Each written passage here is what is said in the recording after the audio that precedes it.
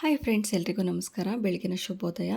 ಎಲ್ಲ ಹೇಗಿದ್ದೀರಾ? ಎಲ್ಲರೂ ಚೆನ್ನಾಗಿದ್ದೀರಾ ಅಂತ ಭಾವಿಸ್ತಾ, ಯಾರೆಲ್ಲ ಇನ್ನೂ ನನ್ನ ಚಾನಲ್ನ ಸಬ್ಸ್ಕ್ರೈಬ್ ಮಾಡದೆ ನೋಡ್ತಿದ್ದೀರಾ, ದಯವಿಟ್ಟು ಚಾನಲ್ನ ಸಬ್ಸ್ಕ್ರೈಬ್ ಮಾಡ್ಕೊಳ್ಳಿ. ಹಾಗೆ ಬೆಲ್ ಐಕಾನ್ ಕೂಡ ಕೊಡಿ, ಹೊಸ ವಿಡಿಯೋ ನೋಟಿಫಿಕೇಷನ್ಗೋಸ್ಕರ ಅಂತ ಹೇಳ್ತಾ, ಇವತ್ತು ನಾನು ಬೆಳ್ಳುಳ್ಳಿ ಚಿತ್ರಾನ್ನ ಮಾಡುವ ವಿಧಾನವನ್ನು ತೋರಿಸ್ತಾ ಇದ್ದೀನಿ ನಿಮ್ಮೆಲ್ರಿಗೂ.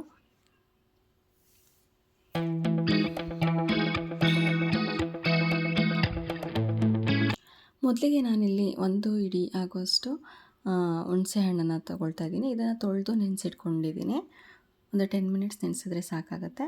ಇಲ್ಲಿ 6ರಿಂದ 7 ಅಥವಾ 8 ಬೆಳ್ಳುಳ್ಳಿನ ಬಿಡಿಸಿಟ್ಕೊಂಡಿದ್ದೀನಿ ನಾನೀಗೆ.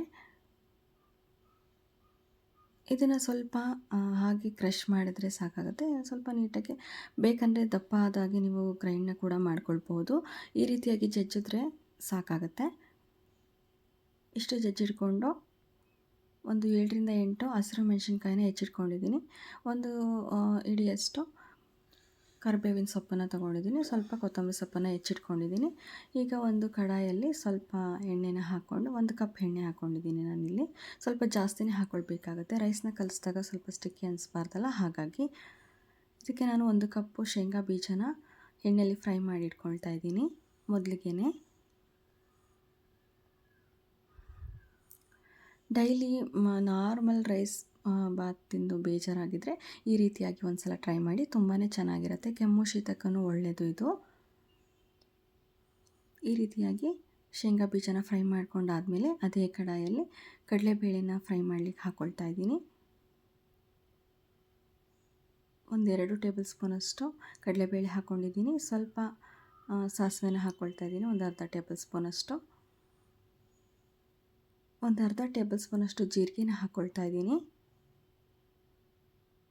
ಈ ಎಲ್ಲ ಇಂಗ್ರೀಡಿಯೆಂಟ್ಸ್ ಹಾಕೋದ್ರಿಂದ ಶೀತ ಕೆಮ್ಮು ಆಗಿದ್ದರೆ ಬಾಯಿಗೆ ರುಚಿ ಕೂಡ ಕೊಡುತ್ತೆ, ಡಿಫ್ರೆಂಟಾಗಿ ಕೂಡ ಇರುತ್ತೆ. ಆಮೇಲೆ ಕರಿ ಲೀವ್ಸ್ನ ಹಾಕ್ಕೊಳ್ತಾ ಇದ್ದೀನಿ. ನಾನು ಸ್ವಲ್ಪ ಜಾಸ್ತಿನೇ ಯೂಸ್ ಮಾಡ್ಕೊಳ್ತೀನಿ ಯಾವಾಗಲೂ.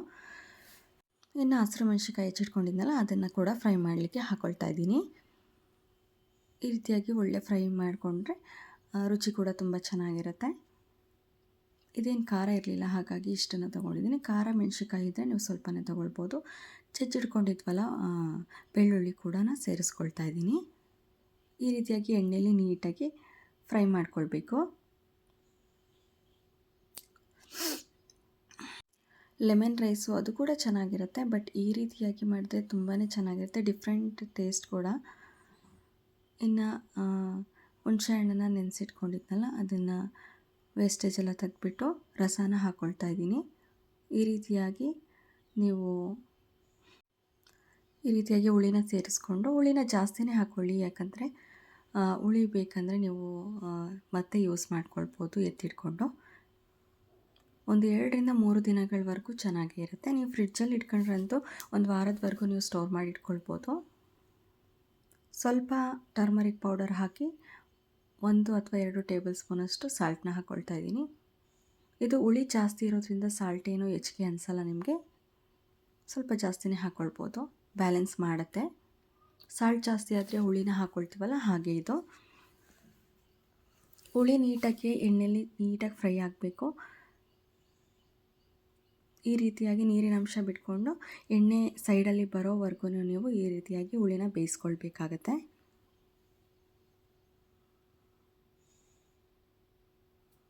ಡೈಲಿ ಒಂದೇ ಥರ ರೈಸ್ ಬಾತ್ ತಿಂದು ಬೇಜಾರಾಗಿರುತ್ತೆ, ಮತ್ತು ಆಫೀಸ್ಗೆ ವರ್ಕಿಗೆ ಹೋಗೋರಿಗೆ ಬೇರೆ ಮಾಡಲಿಕ್ಕೆ ಟೈಮ್ ಇರೋದಿಲ್ಲ, ರೈಸ್ ಐಟಮ್ಸೇ ಮಾಡಬೇಕಾಗತ್ತೆ.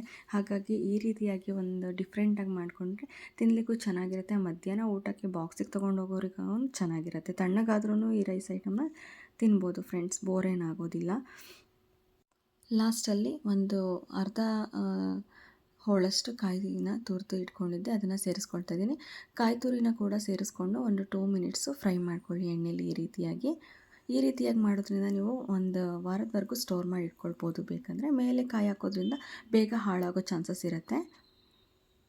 ನೀವು ಹೊರಗಡೆ ಟ್ರಿಪ್ಗೆ ಅಥವಾ ಎಲ್ಲಾದರೂ ಹೋಗ್ತೀನಿ, ಬೆಳಿಗ್ಗೆ ಮಾರ್ನಿಂಗ್ ಟಿಫನ್ಗೋಸ್ಕರ ಮಾಡ್ಕೋತೀನಿ ಅಂದಂತೂ ತುಂಬಾ ಚೆನ್ನಾಗಿರುತ್ತೆ. ಸ್ವಲ್ಪ ಈ ರೀತಿಯಾಗಿ ಫ್ರೈ ಮಾಡಿಕೊಂಡು ತೆಗೆದಿಟ್ಕೊಂಡ್ರೆ ಆಯಿತು. ಇದು ಸ್ವಲ್ಪ ತಣ್ಣಗಾದಮೇಲೆ ಅನ್ನನ ಸೇರಿಸ್ಕೊಳ್ಳೋದು ಒಳ್ಳೆಯದು.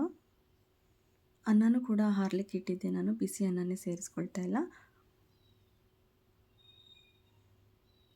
ನಿಮಗೆ ಎಷ್ಟು ಹುಳಿ ಬೇಕಾಗುತ್ತೆ ಅಷ್ಟನ್ನ ಬಿಟ್ಕೊಂಡು ಒಂದು ಬಾಕ್ಸಲ್ಲಿ ತೆಗೆದಿಟ್ಕೊಳ್ಬೋದು.